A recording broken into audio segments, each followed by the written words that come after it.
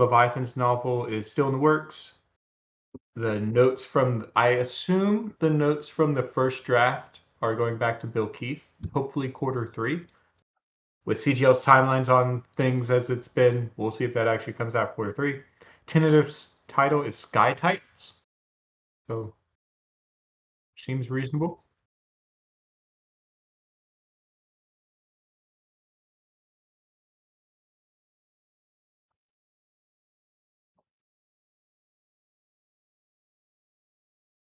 Mhm. Yep. No word on fulfillment for Europe. No updates on release for the UK. Well, for the US. No other commitments on times for any of that. So just a little bit of fiction coming out. So the authors are working and getting stuff done. Yeah. At I'm least just the kidding. authors are working. I'm kidding. But yeah, no, listen, I think everyone's pretty frustrated at this point that Yeah. this game is not on shelves. Yeah, for real. Oh my god. How the West was done an actual like book, or is that another short story? I don't know. Because I'm Most gonna of tell them you are right now, I'm listening to Pharos. It's one of the 30K Horus Heresy series on Audible. I will, if this can get to Audible and be an actual book release, I'll listen to it. I'm happy to. I'm intrigued by what the lore of this game is. I like history to begin with, so some alt history with flying battleships. I mean, it's an interesting concept, and I really like. Well, I the want bones a are full there, book, and you know. you gotta have lore to have a functioning game. Oh So yeah, Yeah. they're doing that part. That part's great, fantastic. We need some plastic. and we've got all these captain And characters that clearly they want to write books about. We've got all these special ships that clearly they should have books about. You know, what's Baron von Richthofen like when he's flying a damn boat in the sky instead of a Fokker? Like, come on. This stuff Right. should kind of write itself, you Yeah. think? How is Anastasia a captain of a ship? Someone break that down for me. Yeah. Yeah. Yeah. Tell me literally anything about this Camilla Romano lady. Like, come on, something. But today, we're gonna continue to put out like information about the game. Because there's a lot of people out there who purchased it. Like Yeah. dozens, if not more than 100 starter sets were sold at Adepticon. They sold Like basically passerby. all of it. Yeah. Crazy. So people have the game, and I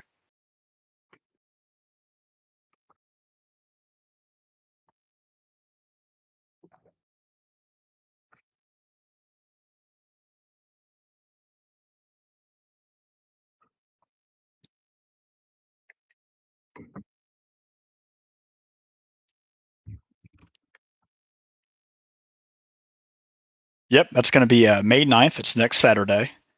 We're going to be for anybody local. That's going to be at our Chaotic Good, our normal place, from 12 to 6. So.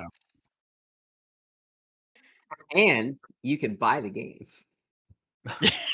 Now, here's the real question. Have either of you two bought any of those miniature packs yet? Not yet, but it's becoming more and more tempting. I've been printing like a madman. Have you? Sweet. Yeah, I have so much terrain for our demo day. Okay. It's crazy. There's a quiz for it, and we will also have, yeah.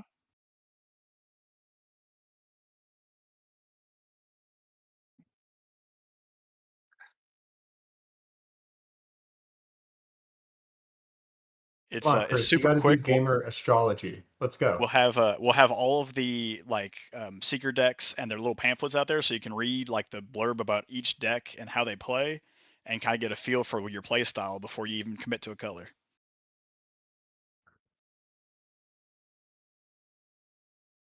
That's a good problem. He hasn't said anything important. Don't worry, people. Yeah, well. Oh. Test, check. Oh, I think I know what's going on here. Just a moment. You're full on the Berserker, the Primal faction, right, Garrett? Yeah.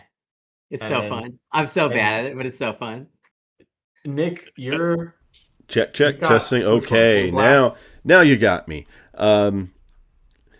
Dewsdwarf said, "Can't wait to play this game." I'm not sure which one you're talking about. Are you talking about Leviathans or Both of them. Malediction? Probably I mean, Leviathans. come on, probably Probably Leviathans Leviathans. because you didn't hear me Probably talking, Leviathans. so you didn't hear me talk Yeah, about so you just Malediction.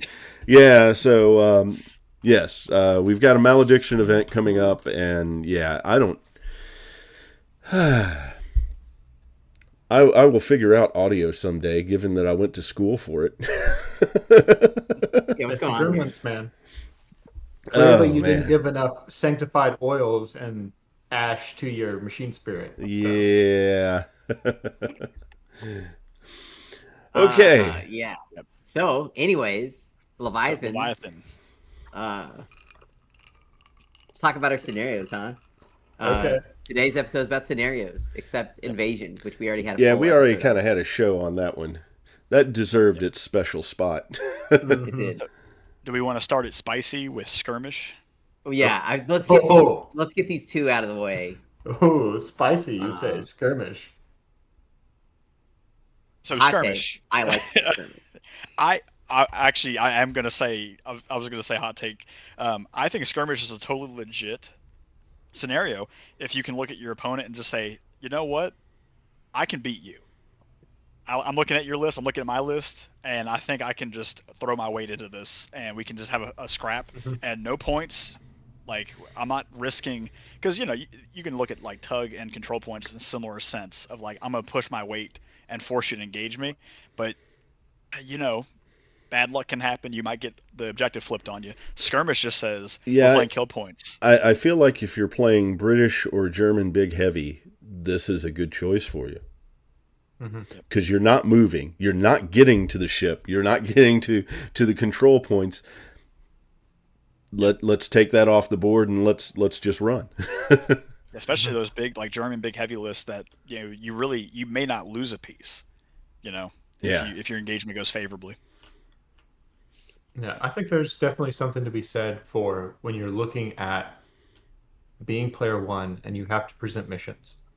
You always have to keep in mind that tug and control points are still player two favorite. We play them a lot, and I have consistently put player one way behind the 8-ball off of the map pick and then being able to place 2 of the 3 control points or placing the tug. And I'm considering design space for 2 ship right now as a variant of big heavy where you literally only have 2 ships and you bring a bunch of squads instead of bringing the 3rd ship, the like destroyer or whatever, if it's possible. Because it's like what's been enough points to make that happen? Like 150 points. I'm not sure. But what my thought is that there has to be like our meta, okay. For our entire discussion about this, for everybody, our meta is in a triangle. It's a very, very locked triangle right now of invasion gets banned, you play tug or control points. Apparently, I'm the group that plays both because both of these two either play control points or tug and don't get to play the other one. And listen, I play whichever one my opponent doesn't whine about. Sure. But it's crazy that it's so consistent that you two get stuck on one or the other. It's just amusing. So in that triangle, when you're designing your fleet, what is skirmish doing for you? Okay, like how do you if you're designing your fleet to not bid, you have to design your fleet to leverage the missions and rules. And within a tournament context, rule 0 is don't lose. Rule 1 is how do I win? And the problem with rule 0 with many of these missions that we're going to discuss is that don't lose is a tie because player 2 won't fight you. So how, as player 1, do you design a fleet that says, okay, well, I'm going to aggress at you and we're going to play a game that's only about killing stuff. How do I get that to work? And I think it's difficult to do, but I think that it's worth considering for your fleets if you're looking at the pairing of your fleet's dispositions and your meta statistics versus theirs.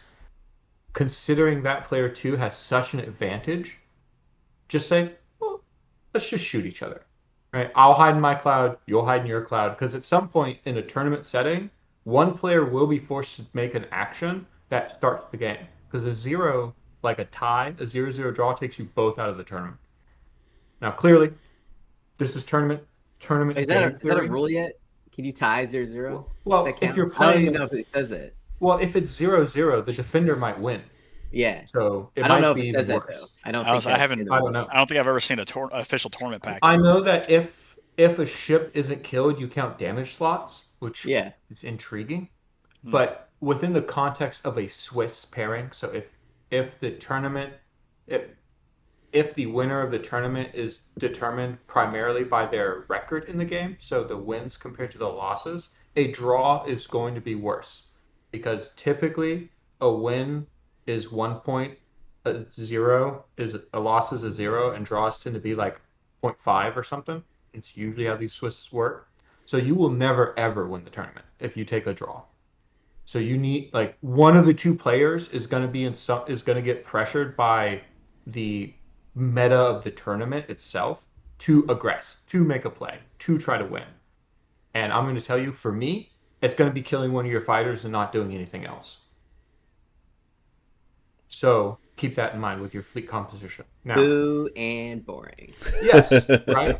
Clearly, don't do anything that I'm talking about. Playing with your pickup game group that just bought the starter box, don't do that. If you're Like, not this is if you're not high-level rolling stuff. the dice to ram somebody, you're not playing. What are you doing? I mean, I agree, right? And that's why we all play control points and tug all the time, because it makes the game actually do anything other than us, like both players sit behind a mountain and go. "Oh, Now we've talked about skirmish. Okay, great. Next thing is reinforcements. Now the only interesting thing about reinforcements now is that in the latest FAQ, everybody deploys their fighters at the start of the game. They don't get held back. So, and then other than that, it's just skirmish. This is Except you wait. this is Arbitrary built. delay. This is built for Ruben's 2-ship fleet. if it works." So Yeah. It's not though. That two ship fleet's gonna have a maximum speed of 5. That's true. It's not gonna be anywhere. So let's, within the framework that I just talked about, let's assess this mission. This mission says you want to design a fleet that is aggressive, fast, and can get across the board very quickly. That's the 2 ships that you want in your fleet. What you don't want is you don't want 5 activations. You don't want an MSU fleet. This is I view reinforcements as an MSU counter presentation. I don't know. The issue clearly is that if player 2 picks a heavy map and then they just sit behind mountains and wait while you're trying to get across the board, because the 2 ships, if you pick 2 ships that go speed 10, you ain't killing anything. And if you pick 2 ships that are going to kill anything, you're going to be hung out to dry as your slow ships come on the board and 2 of your ships are forward. So, the optimal play pattern for this mission is both players sit and wait for their reinforcements to come in, and then you play the game with only 3 turns instead of 6 turns. Yeah, and like I don't even know if you really it's almost the same game because your fast ships can go the same speed in 2 turns and your slow ships can. So like everybody kind of meets at the same spot anyways. I don't know. I think so we were discussing that the immediate way to make this better is if the reinforcements come in off the side of the board. Yep. Sure. Immediately would make this crazy cool. However, issue with that's not that- how it works. Yeah, the issue with that would be the narrow map would make that tricky. Whatever. Yeah, Whatever. Yeah. but I agree. It needs something. What they wanted was a meeting engagement, and how you would get a meeting engagement, like a fleet meeting action, where one of your squadrons sees the enemy and moves to engage them, and then another squadron comes up at flank speed from wherever they're on their patrol route. Think, it's not Gneiss now, but whatever World War II in the off the coast of Argentina. That's like a meeting engagement. They need to come in from like you roll randomly, and your ships come in from the sides. Like, yes, opposite your board anything edge. to make it unpredictable, right? For both sides, But or maybe unfortunately- just for second player. I You wanna see. be- I see one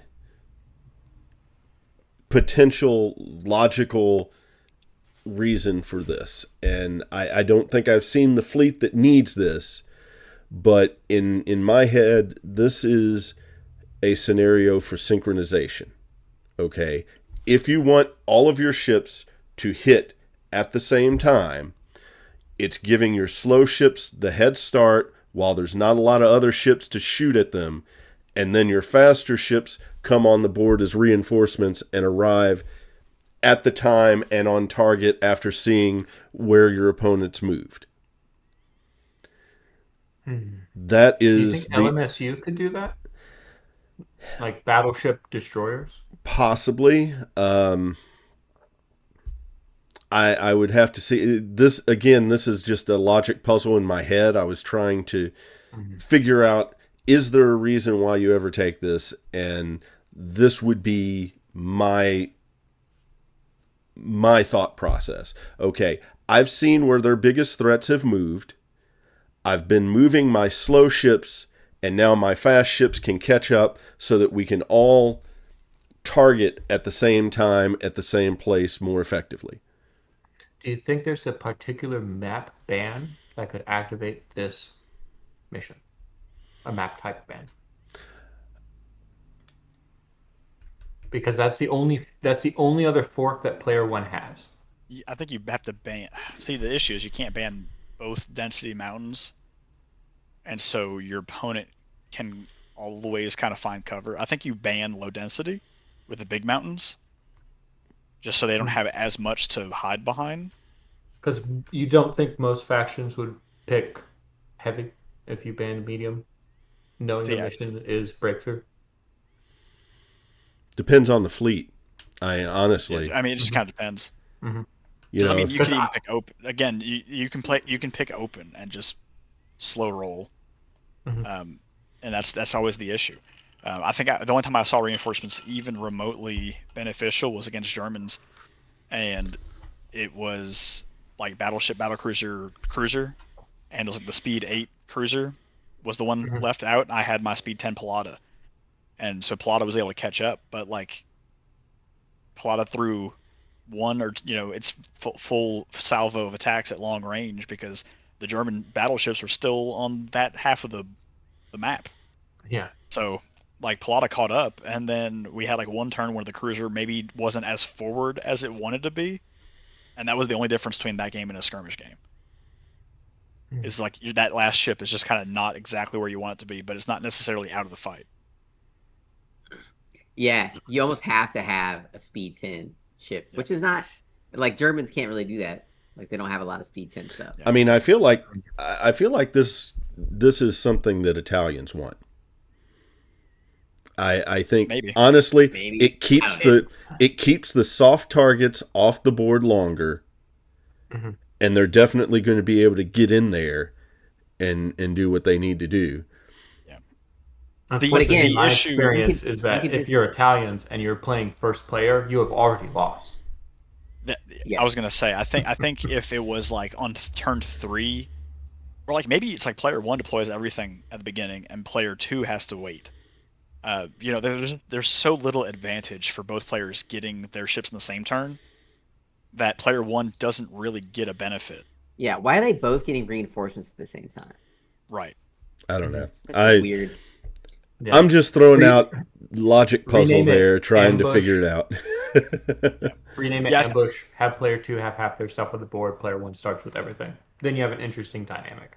Yes. Or But- even like player 1 starts with their like flagship like a third of the way, maybe at 5 hexes from the center. Like fleet ambush. Like fleet in ambush, right. Armada. So Yeah. Surprise attack. We can't Surprise make attack. everything Armada. Okay? so we can't. so Yeah, despite Yeah, but this game But this game is a Foundation, pretty good mirror. I know. So despite me playing devil's advocate, I would be hard pressed to find a reason to run this scenario. I want to throw some suggestions out there to get other minds thinking on it because, somebody else may come up with something really creative and I didn't think about that. And new factions might change all of our triangle. That's true too. That's what I'm hoping. Austria-Hungary. Ram. I love them. I want to play them. Ram. That's the most interesting mechanic in this whole game. The ram. I don't know. I think the TED guns are pretty cool. I really like the turbo chargers, too. I want my Americans. Garrett and I are of the same mind. The ability to move someone's ship on the board. It's so powerful. You can knock them off control points. You can push them in torpedos. Into the mountain. 2 triangle players are the ones that want to ram things. Yes. Curious. Yep. Curious. All right. So that's reinforcements. It's moving on. It's not all right. It's bad. Like, Control points. This is a good mission. I like this a lot. I like playing this. Fun.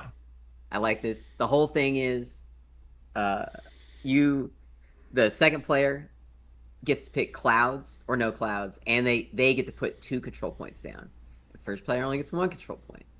And the coolest part about this is you have 2 control points on one side of the board and 1 control point on the other side of the board. And so usually, I love having like my one ship going to fight their one ship on the one on the other side. That's the most interesting fight always. Mm-hmm. And then you it's brawl in the kind of middle. that determines the game. Yeah, you brawl in the middle, and I love sticking a cloud right there, adjacent to the control point, and it makes the combat really long because everyone's firing their crappiest guns. It's just a good time. It forces engagement. Yep. Because if you don't engage, you're losing like hundreds of points by the end of the game. And it plays really good with all the maps because no one's gonna play this on open usually. So you're playing with like mountains and clouds, and there's like stakes. There's stakes to the positioning of your ships because like if you mess up like moving in round 1 and 2, and like your battleship can't move and land on it, you're in trouble. This is great. Your range control, like how you move your ships and how you keep your bow safe and put your not wing turreted side guns in position to project force over the control points is really like interesting, deep gameplay where player skill really matters. I will say that this mission feels the most even out of them, I think, but it's still advantage to the second player, and it's like on top of having map and cloud, second player also gets to place 2 of the control points, so 2 of them are always going to be closer to their side of the board than yours on the map that they want with clouds where they want them. The only thing you can do in this situation is your first heavy cloud placement. Yeah, I don't like That's this. The only way you can break the opponent player 2's decisive advantage in pretty much all of the pregame. I don't like this if I'm playing big heavy. Yeah, it's hard. I think that the game will have to change some of its stuff about who gets to do what in the far future as the game becomes too optimized for the system to support it. I think we're pretty close to that already. But so far, I'm not tracking our win rates, and I don't think it's a 100% player 2 win rate. I usually win this as player 1 on control points. I don't think I've ever lost actually on control points. I like as a torpedo guy. I also really adopted the torpedo. I was born in the torpedo. One of my first Russian fleets was like a bunch of torpedoes. No, I think exactly. I think second player definitely has a strong advantage. It's not impossible for first player to win, but it's one of those things where like the first player gets to choose the mission. So if you are built for control points, if your opponent is big heavy, you choose control points. That's like the one thing that second player doesn't get the advantage of is they don't get a choice whether they get to play it or not. So yeah, like if your opponent is bringing like 2 ships or 3 ships, and a bunch of planes, play control points because they can't outscore you on the point. Well, within reason. If they have, battleship 4 destroyers, it's risky. Yeah. I think that'll this definitely be one's hard. actually the hardest to assess between the two fleets, the advantage. Mhm. Because you have to be able to quantify between like activation count and tonnage. And that becomes a really complex question that player 1 is doing at the very beginning of the game in most cases. But there are some very stark ones that are pretty clear. If you're playing squadless battle line and you're playing the double destroyer variant of squadless battle line, control points. If they're playing the battle line 100 full group battle line where they only have the 2 cruisers, you play control points every time. You give them invasion, you give them control points. Because of your ship activation, that 1 destroyer is going to pull something off of the main battle. And that 100 points of squads is not winning them the game, period, full stop. They can turret shoot all your crew out. They're 100 points down on playing the mission. And good players play the mission to win it. So we didn't explicitly say this, but for the people listening, to score points in this, you have to have the highest totaling number of ship type on the control point. Mm-hmm. So if you have a Type 4 battleship on it and your opponent's got a Type 2 cruiser on it or whatever, you get the 50 points. Yeah, they get if nothing. you tie, nobody gets points. Also, ram them off at the end. Yes, this is important to remember. If a destroyer rams a battleship successfully, no matter what, it does displace the battleship. Even if you cause no damage, it moves it. Yep. So go in. And it's a great, if as player 2, if you got a ramming mindset, you can place 2 of these control points in a way that they're adjacent to the mountains. So that when player 1 comes to capture the control points, they're in a position for you to ram their ship into the mountain, which is very important. You can also place your ship that when if they try to ram you off the point, you get stopped by a mountain and stay on the point, contesting the point from their destroyer and taking the damage. Yeah. There's mind games. Yeah, this is the mission that's all about geography and your placement. So probably why I don't play it. I don't do very well on those aspects of the game. Yes. That's not true. You're doing great, Chris. Next. Breakthrough. Breakthrough? Okay. It's neat.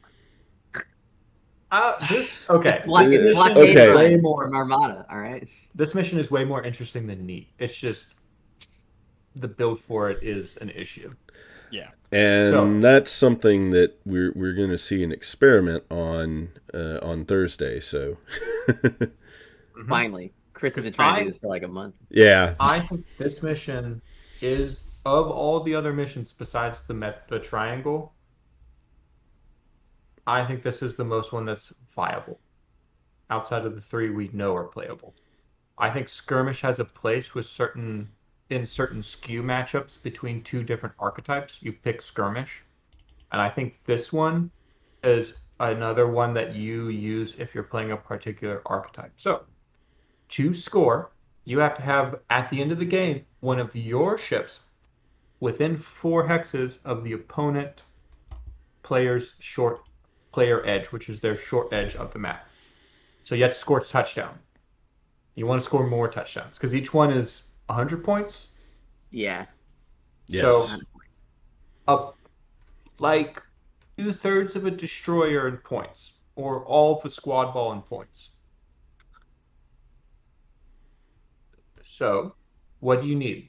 You need fast ships that have a reason. They can't be interhex before turn 2, I don't think. I think they need to be fairly maneuverable. You need to go about 8 hexes. Sadly, you're not building that fleet. That fleet does not exist. I think all ships wishes that are fast have basically HBT of 1, but yeah, some French ones go like 8 and they have hex 2 and they're really annoying. And British and German ships aren't fast. You need. Tell me, you guys don't have like speed 10, speed 12 destroyers? No, we do have speed 10 destroyers. Okay. Just bring those.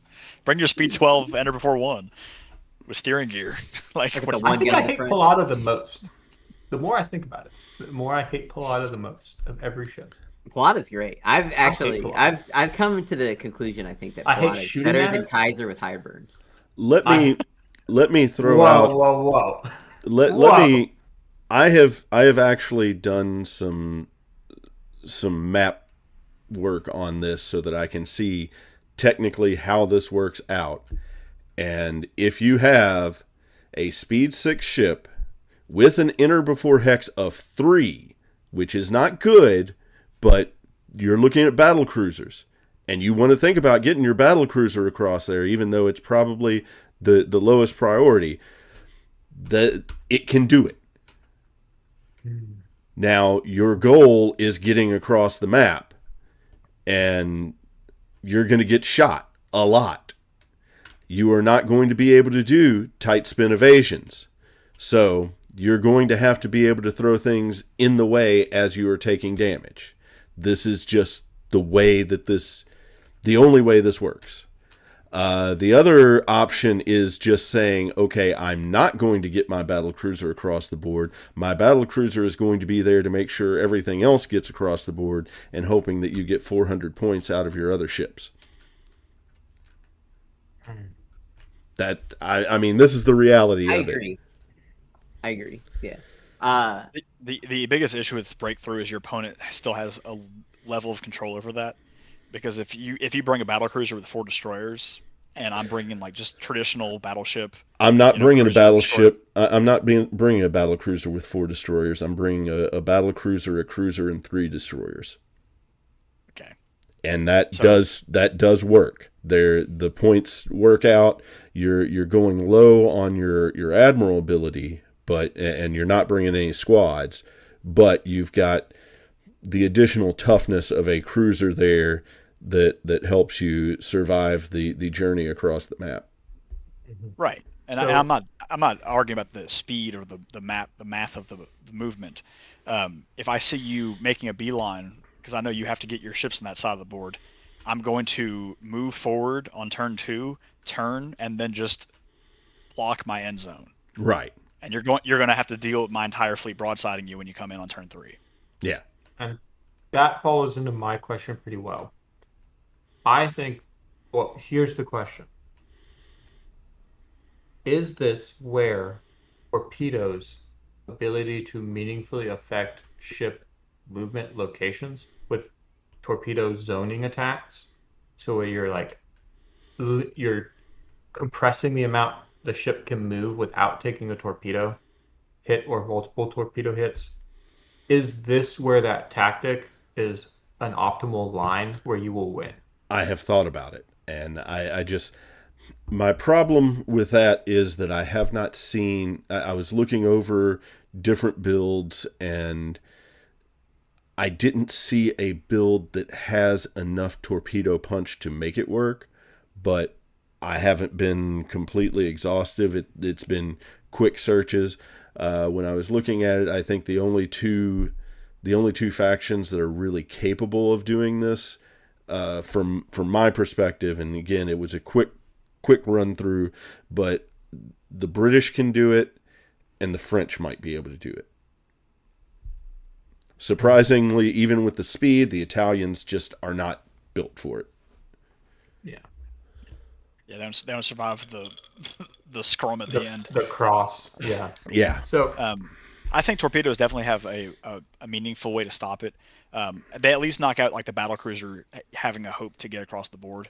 Well, we're talking about. I thought you were talking about the other side of it, using the torpedoes to help you keep your path clear to get to the end zone. Mm-hmm. Or you're firing them out your side as you're passing to slow down your opponent so they can't get all of their ships in the end zone. Yeah. Yeah. It's possible. I just think that destroyers and cruisers are generally so maneuverable. It's hard to deny them movement. You'd have to realistically stop them like 3 turns in a row from making a full, like, efficient move. Destroyers are the hardest. And I'll try to explain. So think of half of a ship's movement as a cone, okay, of where it can possibly go. Because it turning in a circle and going away from you is not relevant. So it's going to go in basically half of a cone. If you take a torpedo or a 2-pack of torpedoes and you put them 3 hexes back from an end point and then you angle it where it cuts across to the end point where when the ship goes straight, you cut all those hexes out of it being a safe position to go. Right. Which means that you've decreased the linear movement of the cruiser by 3 hexes in each line. Okay, so you cut this big chunk out of it. If you do that pattern another time, where it's 3, 2 more hexes, 3, you're cutting out 6 hexes of its linear trajectory of its movement. So most cruisers at that point are only moving 2. At that stage, I might be willing to just go ahead and throw a destroyer in front of the torpedoes and. Exactly. Yeah. Right. But that gives us an opening to fight. Yes. Which might be key. Because if you get the torpedo to hit and it does the right damage, now it's a risk because this is torpedoes, and the reality is that the plane goes and then the torpedoes do nothing and you wasted all your time.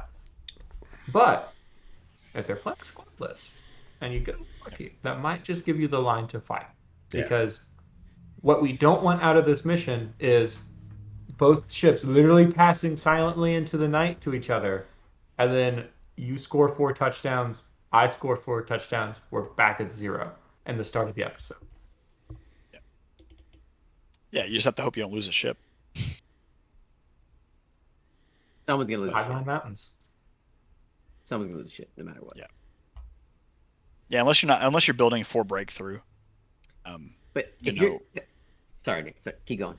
I was just gonna say, I mean, if you're bringing a battleship, you know from the get-go that you don't even have enough time in the game to get to the opponent's end zone. Yeah, so you might as well just have it.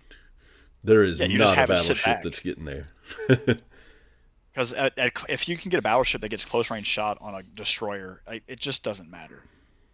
Like, you can get lucky, but that destroyer, like a full broadside of like any battleship into like any destroyer is probably going to drop it. But if they're doing that, you only need one of your ships to get through to win. Just don't engage with the rest of them and hide.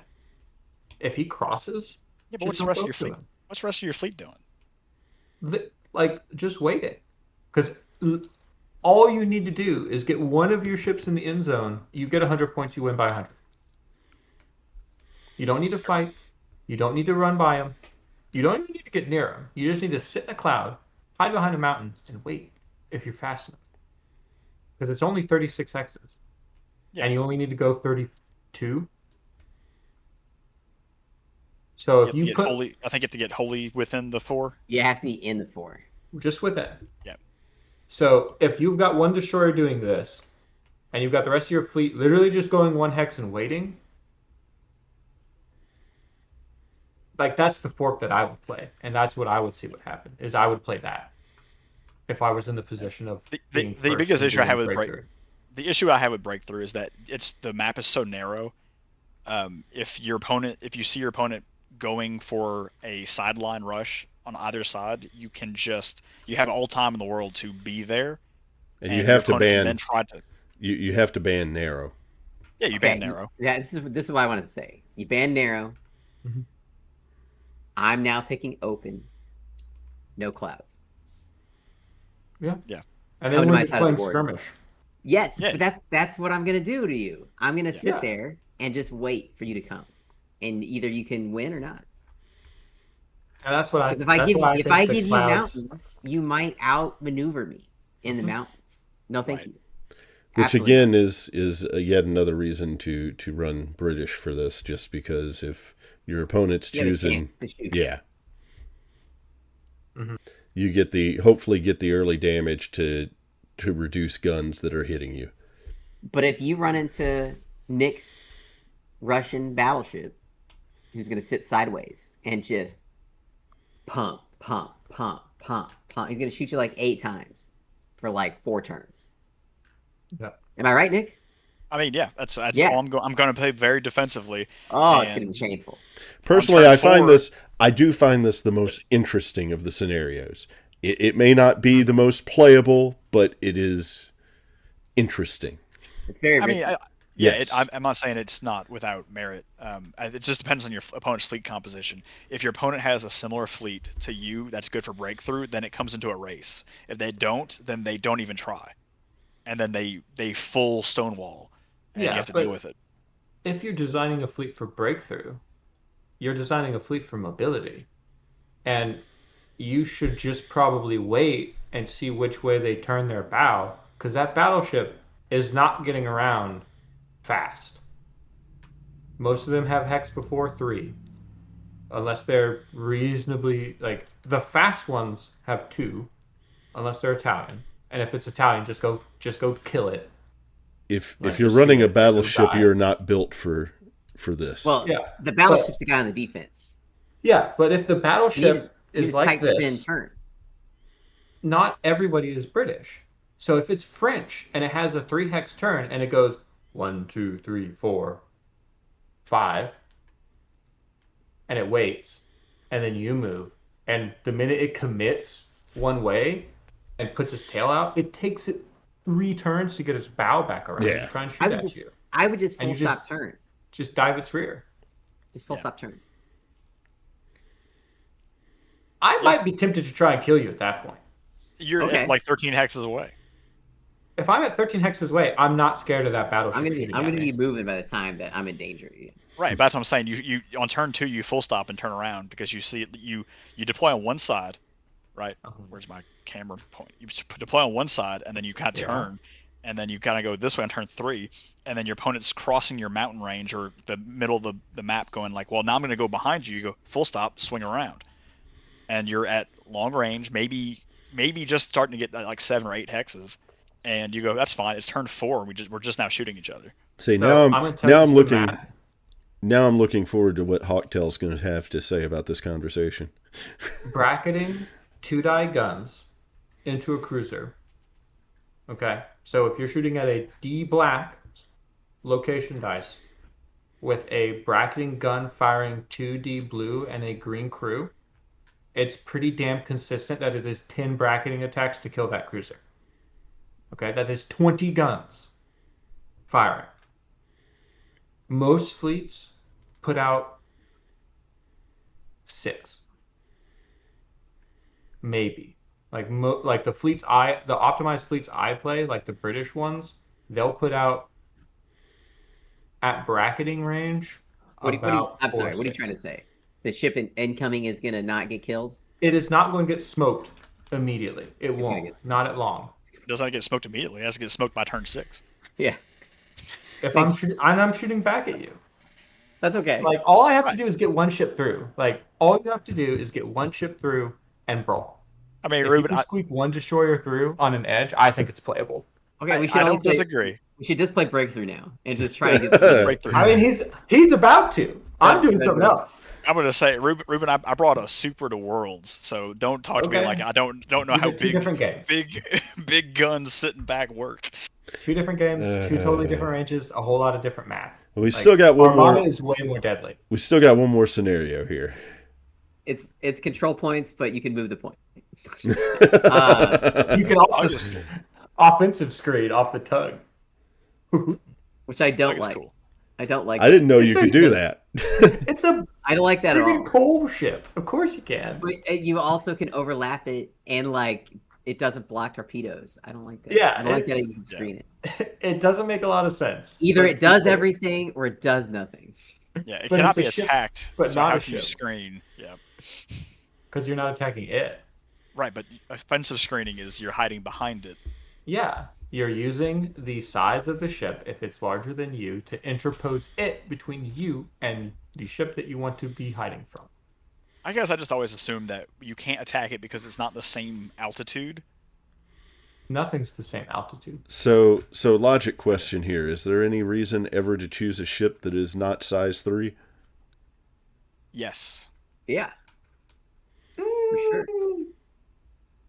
I think size 4 is a trap. Size 4 is hilarious because It's when amazing. you turn it, it swings the longer edge into your opponent. So you actually turn it away from you, and then on next turn you reverse it and drag it onto your side. Type 4 is amazing if you know you can bully your opponent off of it. Yes. Yep. I'd rather just pick a cruiser, personally. It's just way safer. Also, Depends on the map. Depends on the map. this Entirely also depends. always turns into freaking Thunderdome with two heavy clouds like right next to the tug, and Yeah. everybody's just knife fighting each It's other. hilarious. Yep. Yes.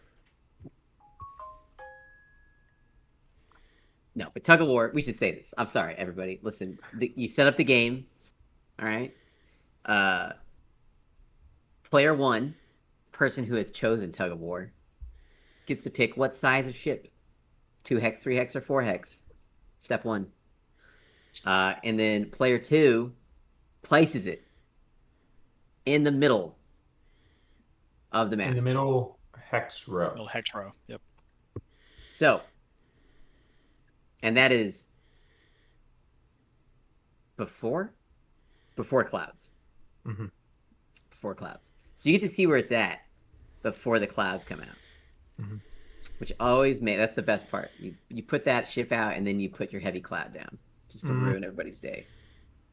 And then at the end of the movement, whoever has more total combined ship types, tonnage, within 2 hexes of the tug gets to move it the difference in the total tonnages. The tug maintains an inter-hex before turn of 2.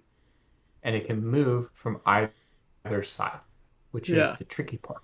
So what tends to occur is a running battle develops as the tug kind of like jimmies around a little bit, or it kind of like slides one direction, just off into the ether, and both of the broadsides just hammer each other as they're moving towards it, or it like snakes back and forth, kind of like it pivots once and then it on an axis.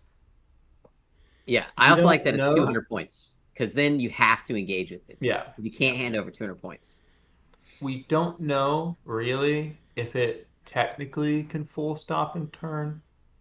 It does kind of. It technically moves like a ship, so technically you could spend all of its MP. The MP being the difference between the total tonnages of the 2 fleet, to spend all of those points and then execute a 2 hex side turn. If you can screen it, you should be able to full stop and turn. I guess. Why not? It's a ship, so you can offensive screen from it. Oh, wait. Hold on. Let's think about this. Sure. We're tugging it. It's got no engines. So how's it full stop and turn? Yeah. Who cares?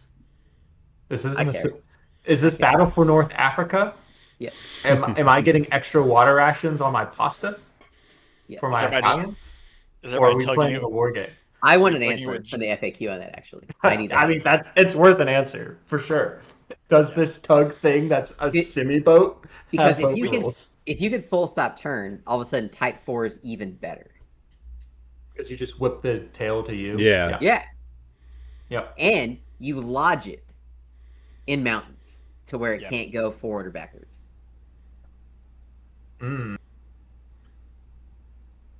What map would that even be possible on? There's some weird places in low density that you can maybe make that happen. That stupid jungle map. In between where the 2 mountains are. It's I haven't been able to play jungle across. map in forever. Sadness. So this mission is a straight tonnage check. So if you have more tonnage than your opponent, play tug. And it's I don't know. This Chris managed to zip across the map real fast and steal it from me. With the shooty Italian Chris, not British Chris. Yeah, he zipped across, and I was surprised. It's like, oh, okay. But then I did not died, right? I did not count this out very well. No, he died because he was Italian. Oh. He was just in range of the guns at some point. I love that. He died because he was Italian. He should have just ran away. Actually, probably would have been best. I apologize to all our Italian viewers.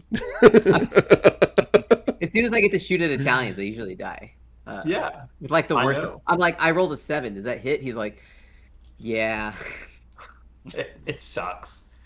The question is if you have less activations and the tonnage is equal, you should pick a smaller type of tug. Because the smaller the tug is, the less hexes there are of engagement range, to use terms from other games, of the tug. So all the like small ships, because there's kind of an inverse correlation between hex size and like the volume it takes up on the table and how much tonnage it is. If you've got more dense ships, so like if you've got a battleship and a battle cruiser, you want to pick a type 1, because then it's only got, so few hexes around it, where it might be difficult for the person playing MSU or the person playing Squadless Battle Line with a bunch of destroyers to get to like pack enough stuff physically close enough to contest it from you. No. And if they do, you shoot the crap out of them. It's too small. Listen, Type 4 from now on. I've made a decision. I'm never not picking Type 4. It's too I enjoy unfair. it too. I enjoy it too. For both sides. Think. No. You gotta consider. Like, the Type 2 is too... It can get away. It can get away too fast. Type 4 is unwieldy. It can't get away. You I fly my battleship straight at that Type 4 ship, and you have to engage with me. Yeah, we're gonna fight. That's not any different than any of the other missions. Like control point, you just fly your battleship right at the control point. It's a battleship game, Ruben. What more do you want from me? I'm not. You would do that if you were doing that, and it was a Type 2, and you flew straight at it. The destroyer swarm wouldn't be able to get to it. I don't like Type 2. It's too small. I'm not fighting over some trawler. It's not worth my time. I want a full load of coal. Oh, man. Well, that covers all of them, I think. Yes? Yeah, that's all scenarios covered. All right. Now release everybody's game. favorite.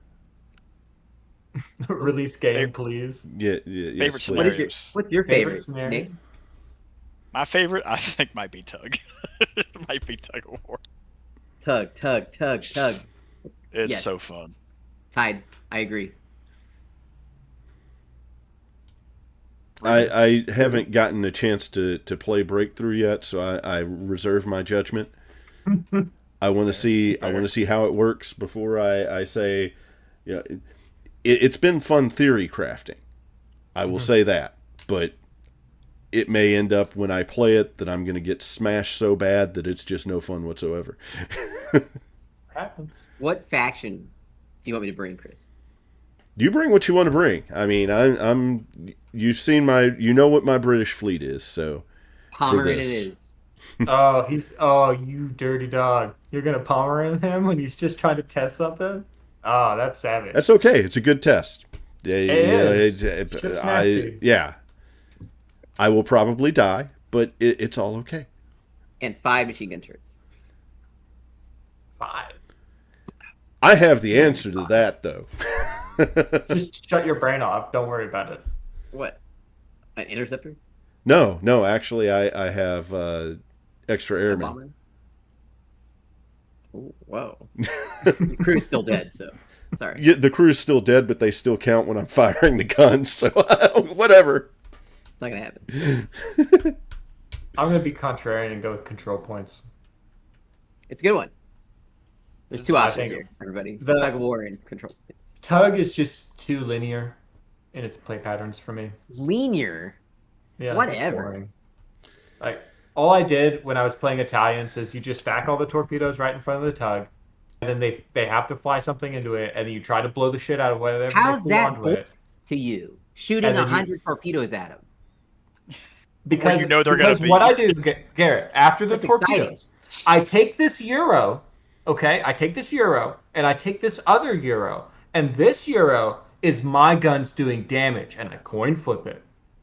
And then Yeah. this one is my ship surviving, and I coin flip it. You know what this one lands on? Because I'm Italians. Dead. Dead, yeah. No So problem. Still did fun. this roll enough heads for my Italians to win? No, I shot them all down. Yeah. had a chance. Exactly. Think about your Exactly. chance he had. Whereas if I play control points, I can be sneaky and put things places and hide in clouds.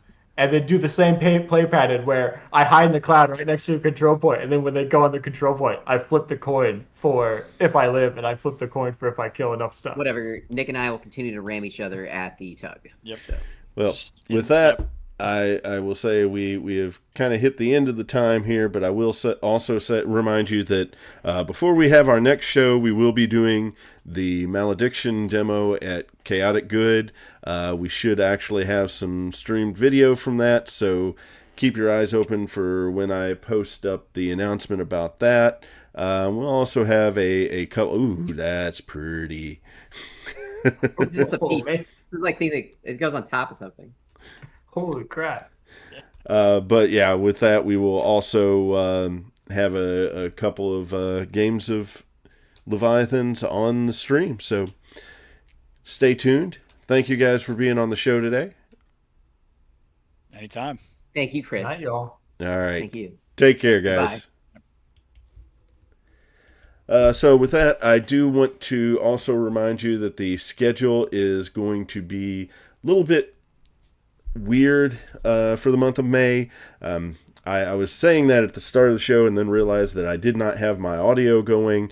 Apologize for that. So just to let you guys know, yes, I'm going to be doing a lot of 3 to 11 shifts during the month of May, unfortunately. But the upside to that is that I will actually have some time during the day to do some editing, which I am behind on given how busy my spring has been. So I'm hoping to get a lot of videos edited and get the channel cleaned up so that you guys can enjoy that a lot more. So again, thank you guys for watching the show. I hope you have a great evening.